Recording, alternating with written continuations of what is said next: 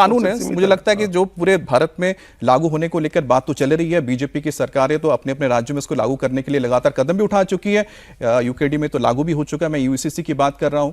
और क्या मोदी सरकार बहुत जल्द ही ये कानून देश भर में लागू करने जा रही है? क्योंकि यूसीसी पर गृह मंत्री अमित शाह ने ऐसा ऐलान किया है जिसने देश की सियासत का पारा हाई कर दिया है।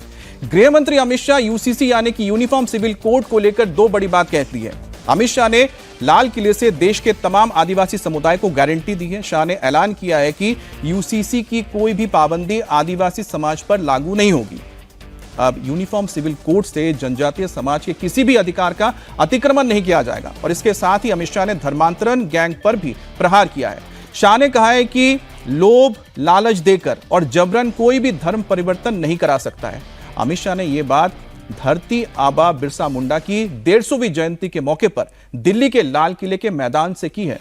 जनजातीय संस्कृति समागम हुआ था। उन्होंने सिर्फ देश के आदिवासी समाज को यूसीसी से बाहर रखने का भरोसा नहीं दिया है, बल्कि धर्मांतरण गैंग वालों के लिए भी खतरे की घंटी बजा दी है। सबसे पहले सुनिए आदिवासी समाज के सामने अमित शाह ने धर्मांतरण को लेकर क्या कहा।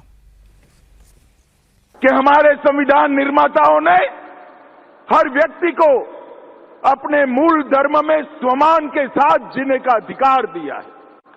लोभ लालच जबरन कोई किसी का धर्म परिवर्तन नहीं कराने से।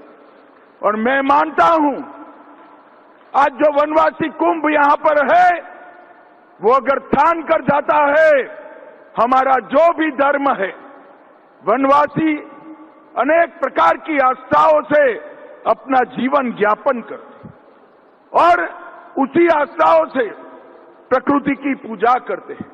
और यही प्रकृति की पूजा हमें सनातन धर्म के साथ जोड़ती है। हमारा जो धर्म है इसकी रक्षा करने का संकल्प आज दिल्ली के इस मैदान से लेकर जाना है। और वो ही हमें हमारी संस्कृति के साथ भी जोड़कर रखेगा और हमारे देश के साथ भी जोड़कर रखेगा। अब यूसीसी को लेकर विपक्ष कई तरह के भ्रम भी फैलाता आ रहा है। विपक्षी कहते हैं कि यूसीसी लागू होने के बाद ना सिर्फ मुसलमानों के मजहबी हक छिनेंगे, बल्कि आदिवासी समाज के अधिकार भी हनन होगा। लेकिन अब अमित शाह ने क्लियर कर दिया है कि ऐसा कुछ भी नहीं होगा। आदिवासी समाज विपक्ष के झांसे पे ना आए। और अमित शाह ने कहा कि जिन राज्यों में यूसीसी लागू किया गया है या जाएगा, वहां विशेष कानून बनाकर जो जनजातीय हैं उनको यूसीसी से बाहर रखा जाएगा। जनजातियों को अपनी संस्कृति से, अपनी परंपराओं से जीने के अधिकार से वंचित करेगी। मैं आज इस मंच से नरेंद्र मोदी सरकार के गृह मंत्री के नाते स्पष्ट कर देना चाहता हूं, यूसीसी की कोई पाबंदी वनवासी जगत पर, वनवासी व्यक्ति पर लगने वाली नहीं। यूसीसी से कोई वनवासी अधिकारों का अतिक्रमण नहीं होने वाला है।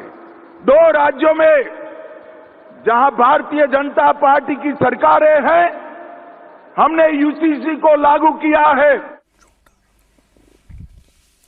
अजीत जी, जैसा कि यहां पर अभी बताया उन्होंने कि आश्वासन दे दिया है कि जो जनजाति हैं उनको यूसीसी से बाहर रखा जाएगा, ठीक है सर। लेकिन जो उन्होंने धर्मांतरण को लेकर कहा है, छत्तीसगढ़ में जसपुर एक ऐसी जगह है जहां पर मैंने देखा कि एशिया की दूसरी सबसे बड़ी चर्च वहां पर मौजूद है, एक जनजातीय क्षेत्र में। बड़ी हैरान करने वाली बात थी है। आप देखिए, और ये स्थिति झारखंड में भी है, ये उड़ीसा में भी है और छत्तीसगढ़ में भी है। तीनों जो आदिवासी बहुल राज्य हैं भारत के, वहाँ ईसाई मिशनरियों का काम काफी बहुत पहले से चल रहा था।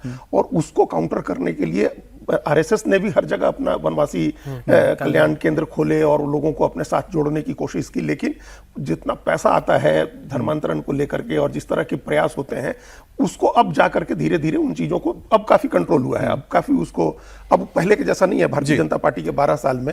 लेकिन ये जो यूसीसी है ना, इसका एक मॉडल बन गया है। जस्टिस रंजना प्रकाश देसाई की अध्यक्षता में जो कमेटी बनी थी उत्तराखंड में, उसने एक मॉडल बना दिया। वही मॉडल अब सब जगह लागू है।